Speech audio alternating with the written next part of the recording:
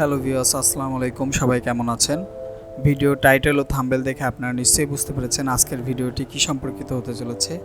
এই ভিডিওতে আপনারা জানতে পারবেন সবথেকে কম খরচে কীভাবে কুয়াকাটার ট্যুর দিতে পারবেন, ঢাকার কোন কোন স্থান থেকে কুয়াকাটার বাস পাবেন, এসি নন এসি বাসের টিকিট খরচ সহ সবথেকে কম খরচে ভালো মানের হোটেল কোথায় পাবেন, কুয়াকাটার 21টি স্পট গুগল ম্যাপ সহ প্রতিটা স্পটে ঘোরাঘুরির খরচ সহ ফুল ট্যুরের ইট অ্যান্ড এভরিথিং সকল তথ্য এই ভিডিওতে পেয়ে যাবেন। সো ভিউয়ার্স, না টেনে পুরো ভিডিওটি দেখতে থাকুন, আশা করি আপনাদের উপকারে আসবে। আর আপনারা যারা এই চ্যানেলে নতুন তারা প্লিজ এই চ্যানেলটি সাবস্ক্রাইব করে দেবেন। হাই ভিউয়ার্স, আসসালামু আলাইকুম। This is Ariful and this is my channel MN blog. আপনারা যারা ঢাকা থেকে বাসে করে কুয়াকাটা যেতে চান তারা ঢাকার গাবতলী, সায়দাবাদ, যাত্রাবাড়ি, গুলিস্তান থেকে সকালে বা রাতে ঢাকা টু কুয়াকাটার বাস পেয়ে যাবেন। সোহাগ, হানিফ, শ্যামলী, দেশ ট্রাভেল, দ্রুতি পরিবহন, গ্রিন লাইন সহ আরও কিছু বাস এই রুটে চলাচল করে। বাসের প্রকারভেদে এসি বাসের টিকিট প্রাইস 1 থেকে 1,500 টাকা এবং নন এসি বাসের টিকিট 700 থেকে 1,000 টাকার মধ্যে পড়বে। আর যারা লঞ্চে করে কুয়াকাটা যেতে চান তারা সদরঘাট থেকে লঞ্চে করে কুয়াকাটা যেতে পারেন। তার জন্য আপনাদের ডেকে 300 টাকা আর কেবিনে 5 থেকে 700 টাকা দিতে হবে।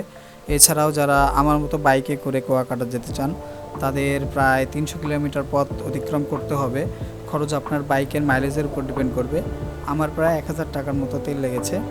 আর একটি সতর্কতা, কুয়াকাটার 50 কিলোমিটার আগ থেকে রাস্তাটা প্রচুর পরিমাণে ভাঙা, সেই সাথে অনেক চিকন ও এক লেনের রাস্তা। এই বিপজ্জনক রাস্তাটা দিয়ে সকল বাইক রাইডারদের অনেক সতর্কতার সাথে বাইক চালাতে অনুরোধ জানাচ্ছি। আমরা কুয়াকাটা পৌঁছে সমুদ্রবাড়ি রিসোর্টে উঠি। এই হোটেলটি সহ আরও কিছু কম খরচে ভালো মানের হোটেলের ইনফরমেশন আমি ভিডিওর শেষে দিয়ে দেব। এখন আপনাদের জানাবো কিভাবে কুয়াকাটার 19টি স্পট একদিনে ঘুরতে পারবেন এবং তার জন্য বাইক বা অটোতে ঘুরলে কেমন কি খরচ হতে পারে।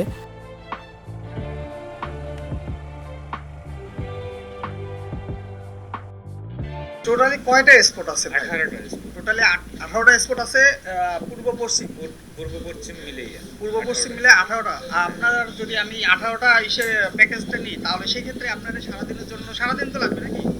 সারাদিনের ক্ষেত্রে আপনাদের কত টাকা আমার পে করতে হবে? 2,000 টাকা সর্বোচ্চ।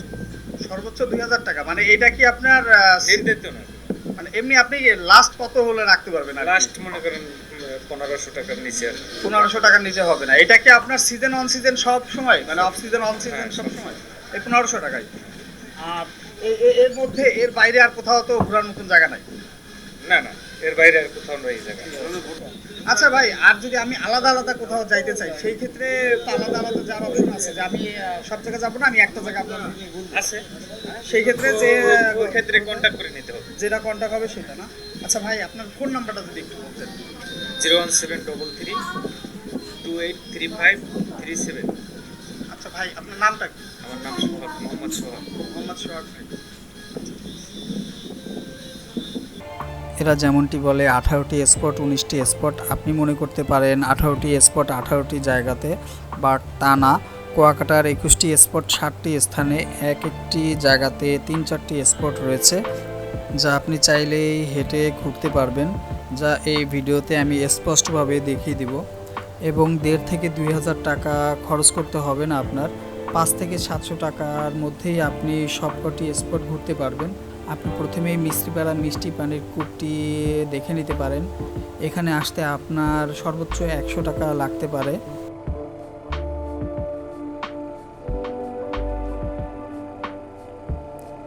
এবং এর সাথেই রয়েছে সীমা বৌদ্ধ মূর্তি। এখানে ঘোরাঘুরি শেষ করে আপনি চলে যাবেন শ্রীমঙ্গল বৌদ্ধ মন্দিরে। মন্দিরের পাশেই রয়েছে রাখাইন মহিলা মার্কেট। এখানে সুন্দর সুন্দর শাড়ি, 3 পিস, কসমেটিক সহ আরও অনেক কিছু আপনারা পেয়ে যাবেন। রাখাইন মার্কেট ঘোরাঘুরি শেষ করে আপনারা শ্রীমঙ্গল বৌদ্ধ মন্দিরে চলে যাবেন। শ্রীমঙ্গল বৌদ্ধ মন্দিরে যেখানে রয়েছে 200 বছরের পুরনো বৌদ্ধ মূর্তি, তার পাশেই রয়েছে এমন একটি কূপ যার নামে এই পুরো অঞ্চলের নাম করা হয় কুয়াকাটা। এখানে প্রবেশ করতে আপনাদের 30 টাকা দিতে হবে। এর সাথেই আছে 500 বছরের পুরনো নৌকা, যেটি সমুদ্র সৈকতে একা একা ভেসে আসে। এই নৌকাটি দর্শনার্থীদের জন্য ফ্রি। এখানে ঘোরাঘুরি শেষ করে আপনারা কুয়াকাটা সি বিচে চলে যাবেন। দেখবেন আপনাদের মতো আরও অজস্র দর্শনার্থী বিচে ঘোরাঘুরি করছে।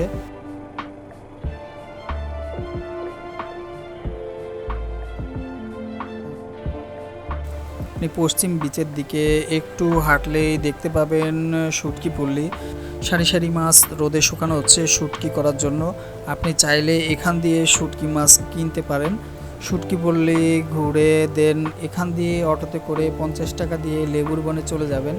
লেবুর বনে কেউ আবার লেবু গাছ খুঁজবেন না, এখানে লেবু নামের একটা লোক থাকতো, তার নামে এই বনটার নাম লেবু হয়। লেবুর বনের পাশেই রয়েছে ঝাউবন।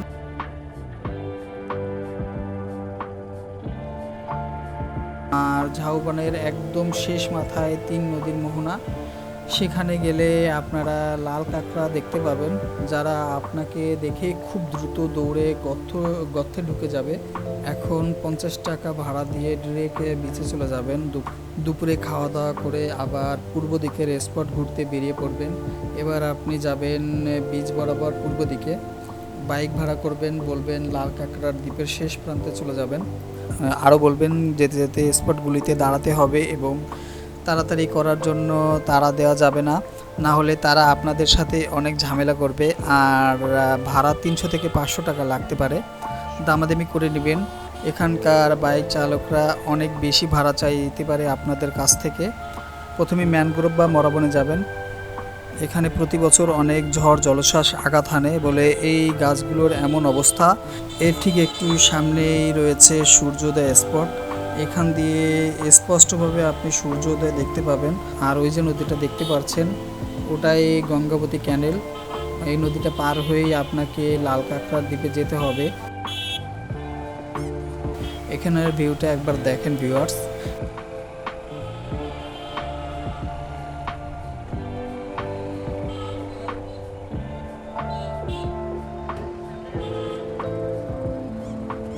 এই নদীটা পার হওয়ার জন্য নৌকা ভাড়া পার বাইক 50 টাকা। লাল কাঁকড়ার দ্বীপে আসার সময় হলো শীতে, এখানে প্রচুর লাল কাঁকড়া থাকে। আর আপনি যদি আমার মতো একবারে শেষ প্রান্তে চলে যান, তো ভাগ্য প্রসন্ন থাকলে 2 থেকে 3টা জেলিফিশের দেখা পেলেও পেয়ে যেতে পারেন।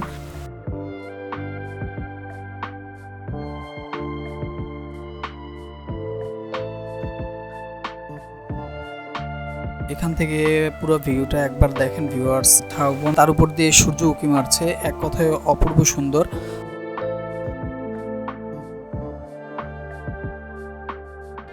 একটু বিষয় আপনাদের জানিয়ে রাখতে চাই, যারা সূর্যোদয় দেখতে আসবেন সূর্যোদয় স্পটে, তারা অবশ্যই ভোর 5টার মধ্যে এখানে আসতে হবে, তা না হলে আপনি সূর্যোদয় দেখতে পারবেন না। আপনি যেদিনকে সূর্যোদয় দেখতে আসবেন তার আগের দিন বাইক ঠিক করে রাখতে হবে, তা না হলে আপনি অত ভোরবেলায় কখনোই বাইক পাবেন না সূর্যোদয় দেখতে আসার জন্য। এর জন্য আপনাকে অবশ্যই বাইক ঠিক করে রাখতে হবে আগের দিনকে। এটার সাথে সাথে আপনার কুয়াকাটা সি বিচের 19টি স্পট ঘোরা সম্পূর্ণ হবে।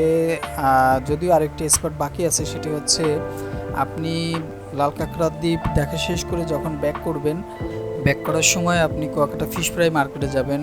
ওখান থেকে আপনি অনেক রকম মাছ থাকে, করাল ফিশ আছে, টুনা ফিশ আছে, কাঁকড়া আছে, স্কুট আছে, অক্টোপাস আছে, আরও অনেক রকমের মাছ, সামুদ্রিক মাছ এখানে পাবেন।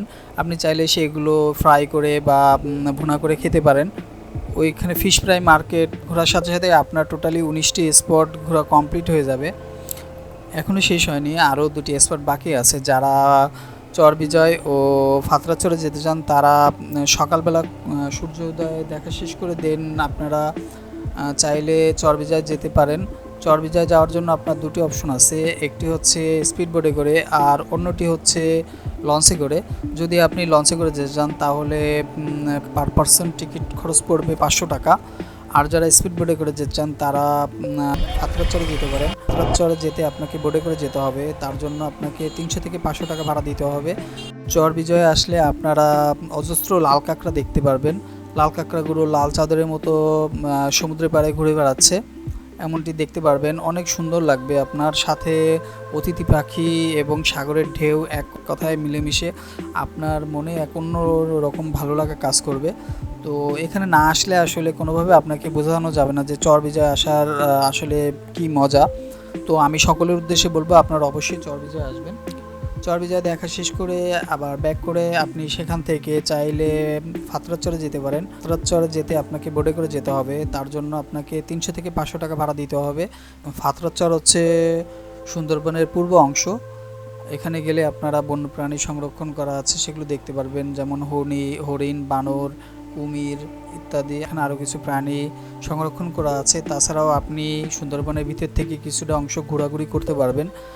আর যাওয়ার সময় সব থেকে সুন্দর যে জিনিসটা সেটা হচ্ছে নদীর দুই পাশে সুন্দরবনে সারি সারি গাছ, যা দেখলে আপনার অন্যরকম এক ভালো লাগা কাজ করবে।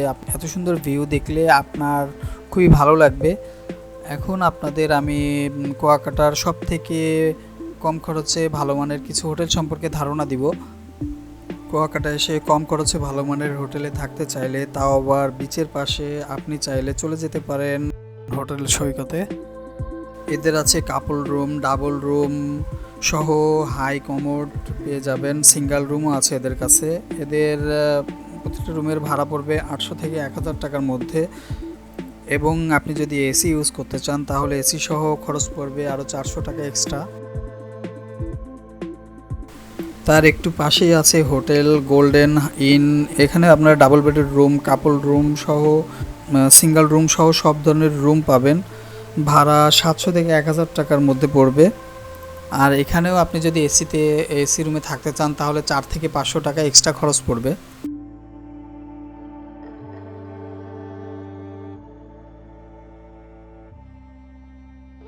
এর পাশেই আছে হোটেল ফ্রেন্ডস পার্ক ইন। এদেরও আছে double bed room, single room, কাপল রুম, সাথে আরও কিছু ভিআইপি রুম আছে। এদের ভাড়া পড়বে 1 থেকে 1500 টাকার মধ্যে। আর আপনি যদি এসি রুমে থাকতে চান তাহলে এই ভাড়ার সাথে আরও 400 থেকে 500 টাকা অ্যাড করতে হবে। আগেই বলেছি আমরা কুয়াকাটা সমুদ্রবাড়ি রিসোর্টে উঠেছিলাম, আপনারা চাইলে এই হোটেলটি উঠতে পারেন। এই হোটেলটিতে অনেক এক্সট্রা সুযোগ সুবিধা আছে যা আপনি এখানকার আদার্স হোটেলগুলোতে পাবেন না। যেমন কায়াকিং করার জন্য হোটেলের পিছনে ছোট একটি খালের মতন করা আছে, আপনারা চাইলে সেখানে কায়াকিং করতে পারেন। এছাড়াও আলাদা এদের ডাইনিং রুম আছে, সাথে আছে কাপল room, single room, bedroom, triple বেডের রুম, দোলনার ব্যবস্থা আছে। আপনারা চাইলে অবসর সময় দোতলা যায় দোলনায় দুলতে পারেন। এদের রুম ভাড়া 1500 থেকে 2000 টাকার মধ্যে। আর যদি আপনি এসি সহ থাকতে চান তাহলে এক্সট্রা আরও 500 টাকা অ্যাড করতে হবে এর সাথে। আরও একটি ব্যাপার, সেটা হচ্ছে আপনারা যদি শুক্র এবং শনিবারে আসেন তাহলে এর থেকে কিছু টাকা অ্যাড হবে। আর যদি আপনারা শুক্র শনিবার বাদে আসেন তাহলে আশা করি এই প্রাইজের মধ্যে এই হোটেলগুলো পেয়ে যাবেন। তো ভিউয়ার্স, এই ছিল সব থেকে কম খরচে 2 দিন 1 রাতে কুয়াকাটার ভ্রমণের ফুল গাইডলাইন। আশা করি ভিডিওটি আপনাদের উপকারে আসবে।